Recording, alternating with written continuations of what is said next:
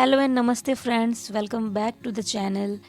You are watching home making with Nikki. मेरा नाम है निकिता और मैं बनाती हूँ इस चैनल पे वीडियोस जो जुड़ी हैं आपके डेली लाइफ से। आज हम बात करेंगे कुछ किचन टिप्स और ट्रिक्स के बारे में जो आपके पैसे बचाने के साथ साथ आपका काम भी आसान करेंगी। So without wasting the time चलते हैं आज के इस वीडियो में।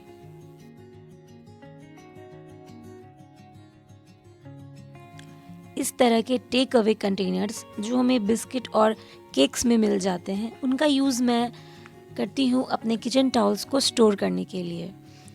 मैं अपने किचन टॉवल्स को इसमें रोल करके रखते जाती हूँ। तो एक तो ये एक ट्रांसपेरेंट होने की वजह से बाहर से विजिबल हो जाता है, तो अच्छा भी लगता है और हमारा किचन टॉवल बहुत ही क्लीन रहता है, ज़रा भी उसमें डस्ट एक्यूमुलेट नहीं होता। तो इस तरह के टेक अवे कंटेनर्स को फेंकने से पहले आप ये यूज़ ज़रूर कर लें। दूसरे कंटेनर्स को ख़रीदने में जो पैसे खर्च होंगे उसे आप सेव कर सकते हैं और अपने किचन टॉवल्स को इसमें स्टोर कर सकते हैं। ऑयल कंटेनर्स को आप इस तरह से अपने अगर सेल्फ पे रखें, स्लैब पे रखें या किचन काउंटर टॉप पे रखें तो आपको इस तरह का ऑयल रिंग देखने को मिलेगा। ये टाइम टू टाइम बढ़ते जाता है। तो मैं क्या करती हूँ, एक अपने किचन की प्लेट को लेकर के उसमें इसे कंटेनर को रख देती हूँ। अब ऑयल रिंग बिल्कुल भी जो भी होगा वो इस प्लेट में ही रहेगा और मेरा काउंटर टॉप क्लीन रहेगा। जब ये प्लेट गंदी होगी मैं इसे वॉश कर लूँगी।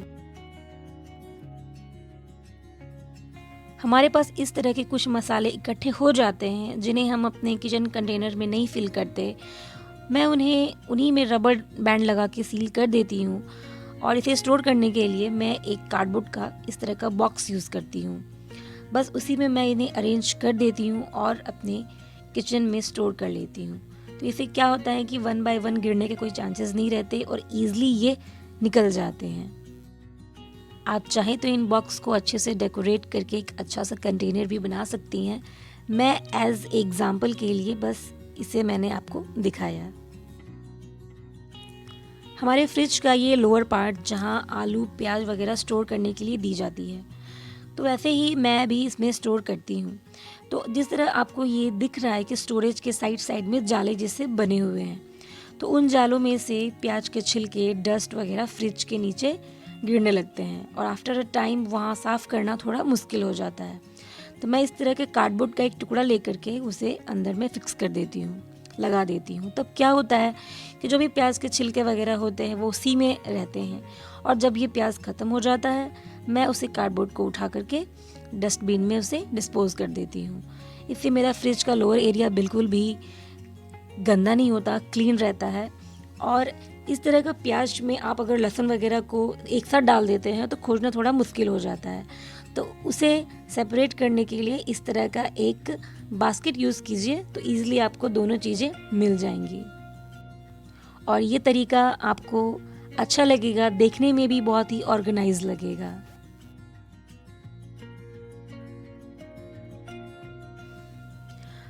अब मैं यहाँ आ गई हूँ किचन और मैं अपना जो बॉटल्स होते हैं मेरी बेटी के, फीडिंग बॉटल्स, वाटर बॉटल्स, मैं उन्हें डेली बेसिस पर उसे बॉईल करती हूँ।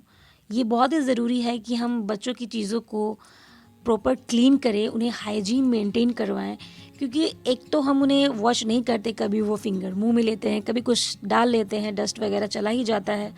तो जो उनके बॉडी के डायरेक्टली कांटेक्ट में है तो उन्हें प्रॉपर क्लीनिंग की ज़रूरत है। तो मैं यहाँ उसके बॉटल्स को क्लीन कर रही हूँ। तो इसे डेली बेसिस पर जब मैं इसे बॉयल करती हूँ, उसके वाटर बॉटल्स को, फीडिंग बॉटल्स को, तो मुझे एक सेटिस्फेक्शन रहता है कि चलो इन चीज़ों पे तो मैं श्योर हूँ कि उस पर ज़रा भी डस्ट नहीं है, वो क्लीन है। अब सारे बॉटल्स को 1 बाय 1 करके बाहर निकालने के बाद इस पानी को भी वेस्ट नहीं करना है मुझे।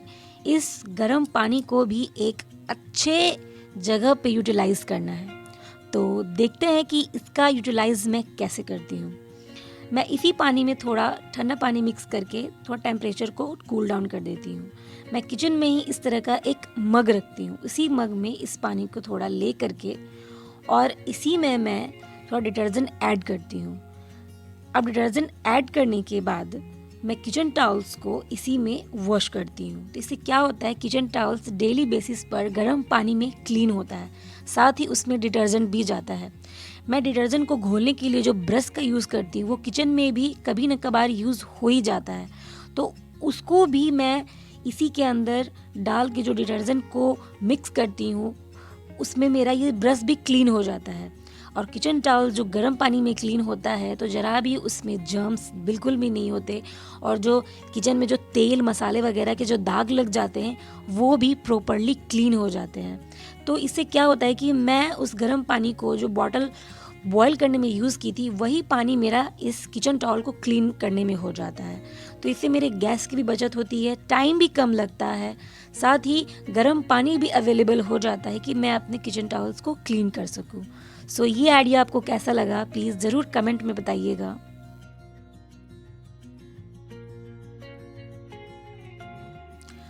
पानी हमारे लाइफ का बहुत ही इम्पॉर्टेंट पार्ट है, उसके बिना तो एक दिन भी पॉसिबल नहीं है। तो किचन में रखे इस आरओ का यूज़ हम डेली बेसिस पे करते हैं, अगर आरओ नहीं तो फिल्टर का भी यूज़ करते हैं, उनके टैप्स को डेली बेसिस पे टच करते हैं, और किचन में जो ऑयल वगैरह लगता है उससे भी वो चिपचिपी हो जाती है।